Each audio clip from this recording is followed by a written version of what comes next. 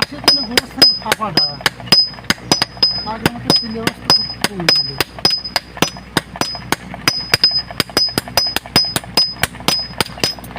এই যে